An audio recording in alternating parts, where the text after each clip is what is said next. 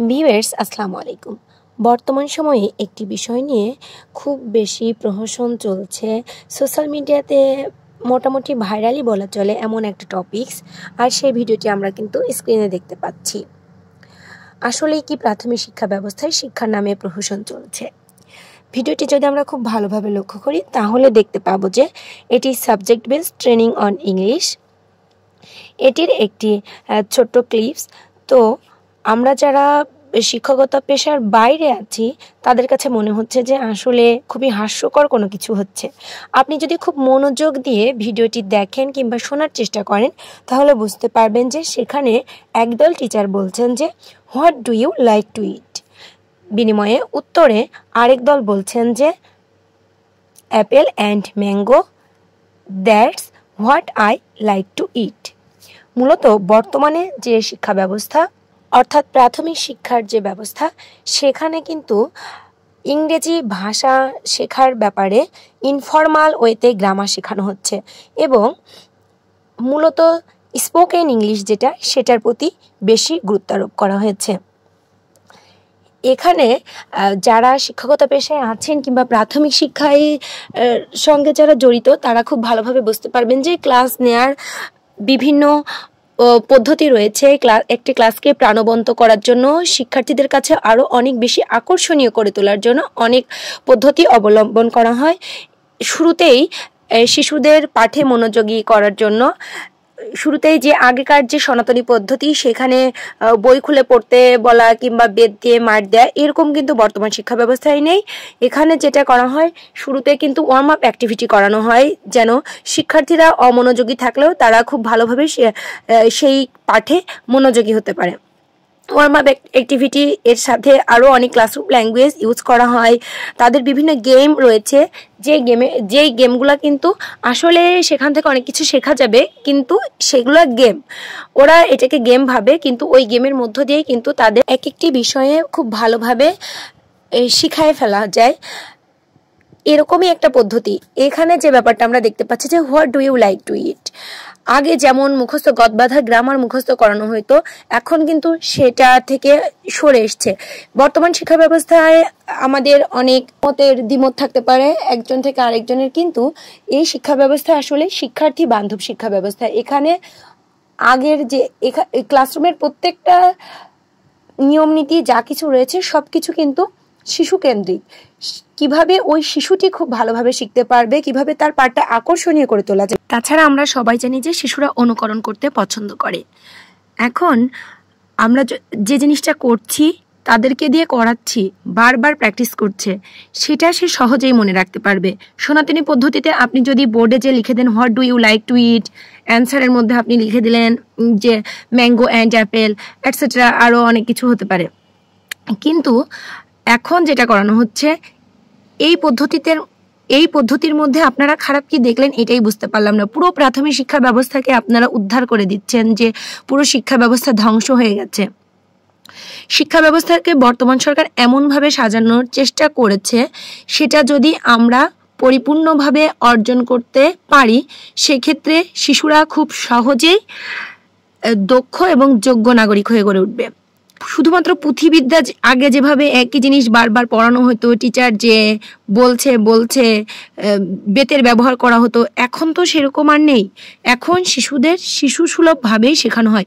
এখন আপনারা যে ভিডিওটি দেখতে পাচ্ছেন, এটি ক্লাস 5 পর্যন্ত যে শিশুরা, তাদের জন্য প্রযোজ্য। এই অ্যাক্টিভিটিসের মাধ্যমে কিন্তু তারা ঠিকই শিখে যাচ্ছে যে তুমি কি খেতে পছন্দ করো, এবং সে উত্তরটা দিতে পারছে, একই সাথে বলতে পারছে যে আমি এগুলো খেতে পছন্দ করি। এখন আপনি তো অনেক জ্ঞানী, অনেক বিচক্ষণ, আপনি অনেক বড় মাপের মানুষ, আপনার যে মেন্টালিটি আর ওই শিশুর যে মেন্টালিটি, দুজনের মেন্টালিটি তো এক না। শিশুকে পড়াতে হলে আপনাকে শিশু সুলভ আচরণ করেই পড়াতে হবে। আপনি যদি একটা 16-17 বছরের মানুষকে যেভাবে পড়াইতে পারেন, আর আপনি একটা 6-7 বছরের বা 8 বছরের শিশুকে আপনি সেভাবেই শেখাতে চান, তাহলে কিন্তু এত সহজে আপনি আপনার শিক্ষণফল অর্জন করতে পারবেন না। আর বর্তমান শিক্ষা ব্যবস্থা শিক্ষার্থী কেন্দ্রিক হওয়ার কারণে যত আয়োজন শ্রেণীকক্ষে সবকিছুই শিশুদেরকে কেন্দ্র করে।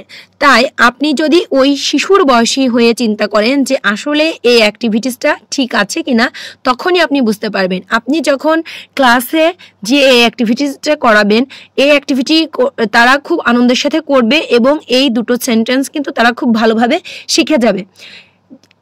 এই যে এত হাস্যরস, এত চর্চা, এত কিছু হচ্ছে, একই সাথে কিন্তু এখানে শিশুর জড়তা কেটে যাচ্ছে। সে স্বাভাবিকভাবে ইংরেজিতে কথা বলতে পারছে। এই 3টা বাক্য কিন্তু কম না, বিন্দু বিন্দু করেই তো সিন্ধু হয়।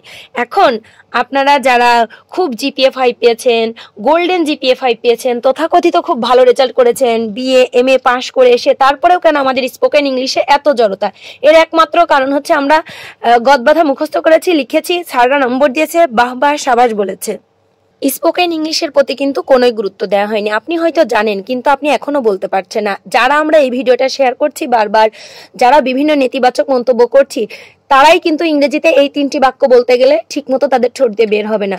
তাহলে আমাদের পরচর্চা না করে এই একটা ক্লাসে সে 3টা বাক্য শিখলো, প্রতিদিন তো তার ক্লাসে বিভিন্নভাবে নানা রকম ভিন্ন ভিন্ন উপায়ে তাদেরকে শেখানোর যে চিন্তাভাবনা, লেসন প্ল্যান তো সেভাবেই করা আছে।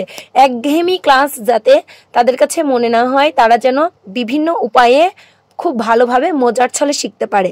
10 বছরের কম বয়সী শিশুরাই সাধারণত প্রাথমিক শিক্ষা গ্রহণ করে। সেক্ষেত্রে আপনি 10 বছর বয়সী শিশুদের জন্য যদি উচ্চতর শিক্ষা যেভাবে দেওয়া হয় সেই পদ্ধতিগুলো অবলম্বন করতে চান, সেটা সেই শিশু যেমন গ্রহণ করতে পারবে না, সেটা আমাদের সমাজ ব্যবস্থার জন্য, আমাদের যে আগামীর যে ভবিষ্যৎ প্রজন্ম, তাদের জন্য খুব একটা সুখকর হবে না। আজকের 3টা বাক্য, কালকের 3টা বাক্য, এরকম 1 বছরে অসংখ্য বাক্য, এবং এভাবেই কিন্তু ধীরে ধীরে সে ইংরেজিতে কথা বলতে পারবে। শুধু ইংরেজি না, প্রত্যেকটা সাবজেক্টেই কিন্তু তাদেরকে এভাবে পড়ানোর বিভিন্ন পদ্ধতি চালু আছে। তো এই যে ওয়ার্ম আপ অ্যাক্টিভিটি কিংবা বিভিন্ন লেসন আরও বেশি আকর্ষণীয়, সহজবোধ্য করার জন্য বিভিন্ন গেম কিংবা বিভিন্ন যে টিচিং এইডের প্রয়োগ, এই সমস্ত ব্যাপারগুলো যদি আমরা গ্রহণ করতে না পারি, আমরা উন্নত দেশের মতো আমাদের শিক্ষার্থীদের বানাতে চাই, কিন্তু আমাদের সামান্যতম পরিবর্তনও গ্রহণ করতে এত কষ্ট। আপনি নিজেকে ওই শিশুর জায়গায় বসিয়ে দেখুন যে এই ক্লাসটি আপনার কাছে আসলে আনন্দদায়ক মনে হবে।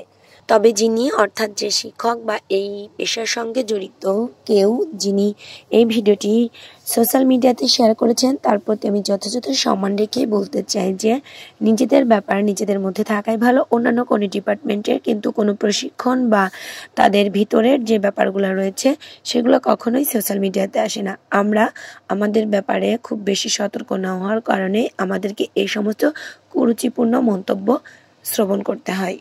ক্লাসরুমে আমরা শিশুদের সাথে যে আচার আচরণগুলো করতে পারি, সেগুলো সবাই সহজে গ্রহণ করতে পারবে না, এটাই স্বাভাবিক। এবং আমাদের শিক্ষণ পদ্ধতিগুলো আমাদের আর শিশুর মাঝে থাকলেই ভালো, কেননা এই যে বিরূপ মন্তব্য আসছে, এগুলা আসলেই দৃষ্টিকটু লাগছে এবং বারবার প্রাথমিক শিক্ষা ব্যবস্থাকে কিন্তু পদে পদে ছোট করে দেখা হচ্ছে। তবে বর্তমান সরকারের যে পরিকল্পনা, যে শিক্ষা ব্যবস্থা বর্তমানে বাস্তবায়িত হচ্ছে, এটি যদি 100% অর্জন করা সম্ভব হয়, আমি বলবো 100% না, যদি এর 60% অর্জন করা সম্ভব হয়, তবে আগামী প্রজন্ম বদলে যাবে।